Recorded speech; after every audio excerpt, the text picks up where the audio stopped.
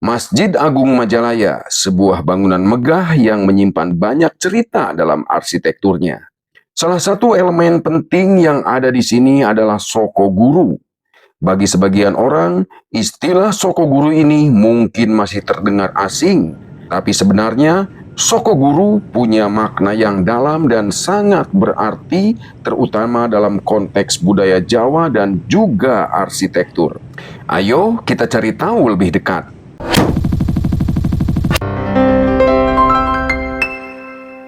Dalam arsitektur Jawa, Soko Guru adalah tiang utama yang menjadi penopang struktur bangunan.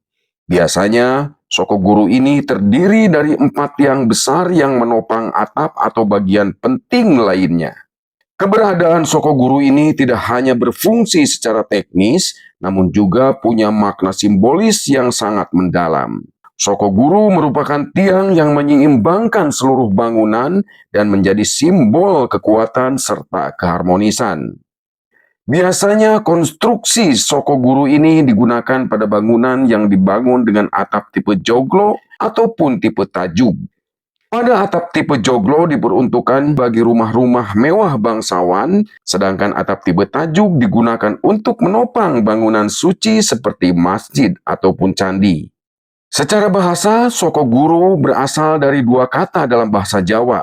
Kata guru merupakan sebutan bagi 4 balok kayu, sedangkan soko merupakan sebutan bagi 4 tiang utama.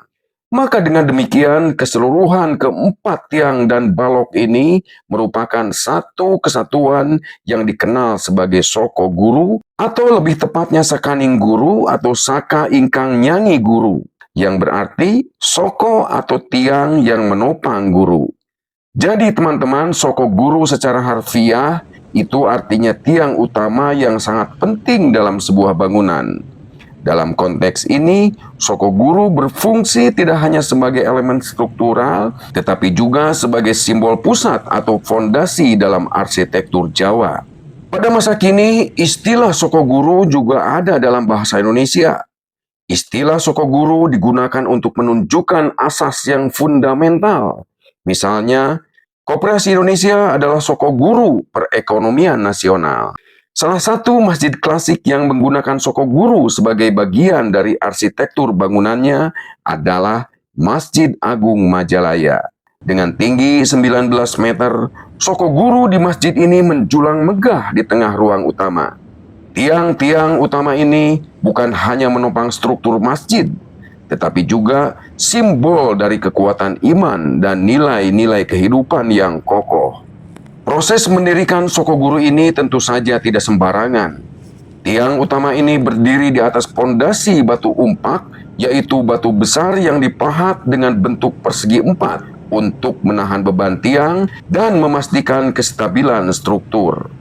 Batu umpak ini berfungsi sebagai pondasi telapak dalam konstruksi modern yang berfungsi untuk mendistribusikan beban dari atas ke tanah dasar secara merata. Di Masjid Agung Majalaya, Soko Guru ini berdiri di atas batu umpak yang berukuran sekitar 80 kali 80 cm dengan tinggi sekitar 110 cm. Pondasi yang kuat seperti ini akan memastikan Soko Guru tetap kokoh dan stabil meskipun atap masjid memiliki ukuran yang besar. Soko Guru di Masjid Agung Majalaya memiliki cerita yang sangat unik tentunya. Kayu yang digunakan untuk membuat Soko Guru ini konon berasal dari Masjid Demak yang merupakan salah satu masjid tertua di Indonesia dan bersejarah dalam penyebaran agama Islam di Jawa. Kayu-kayu tersebut termasuk batu umpak ini dibawa dari Demak menggunakan kereta api yang masih beroperasi pada zaman itu. Ini menunjukkan betapa pentingnya material ini dan betapa besar usaha yang dilakukan untuk membangun masjid ini.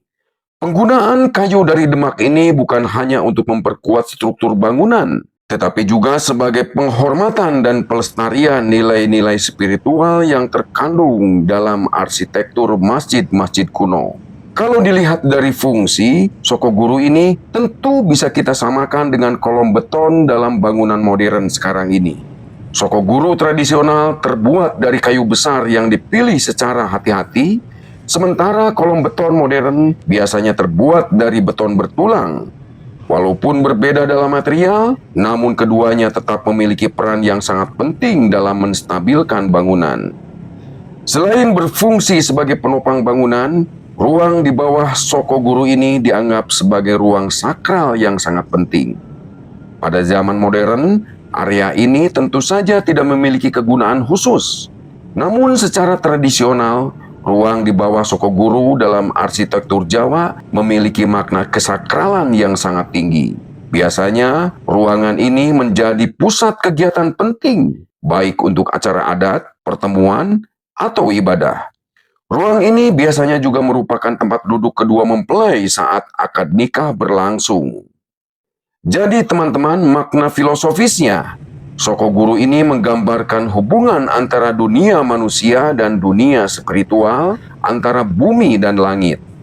Sokoguru juga menjadi simbol keseimbangan hidup, di mana segala sesuatu di dunia ini harus berlandaskan pada prinsip yang kuat dan seimbang.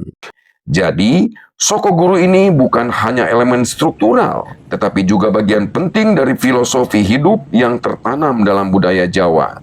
Nah, teman-teman, itulah sedikit cerita tentang arsitektur Sokoguru, dan Sokoguru ini digunakan pula di Masjid Agung Majalaya ini yang menjadi ikon dari masjid ini. Selain Sokoguru, masjid ini juga memiliki detail-detail yang sangat menarik, seperti lubang ventilasi yang ada pada dinding atap yang berfungsi untuk sirkulasi udara, cahaya, dan menjaga kesejukan ruangan. Serta satu lagi, kohkol klasik.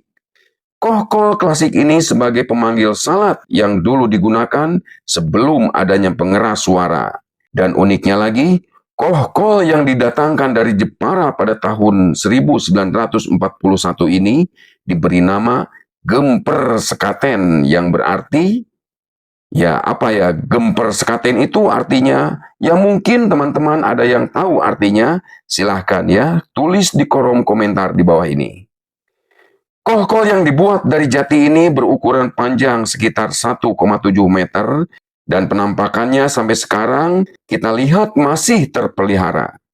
Nah, baiklah teman-teman, tentu kita setuju bahwa Masjid Agung Majalaya adalah contoh sempurna dari perpaduan antara tradisi dan modernitas. Dari Sokoguru yang menjulang tinggi, batu umpak yang kokoh, hingga detail-detail struktur lainnya, semuanya mengajarkan kepada kita tentang pentingnya fondasi yang kuat dalam hidup. Semoga saja kita semua bisa mengambil inspirasi dari keseimbangan dan kekuatan yang ada dalam bangunan ini dan menerapkannya dalam kehidupan sehari-hari. Jangan lupa untuk like, share, dan subscribe kalau kamu suka dengan konten ini. Sampai jumpa di konten berikutnya.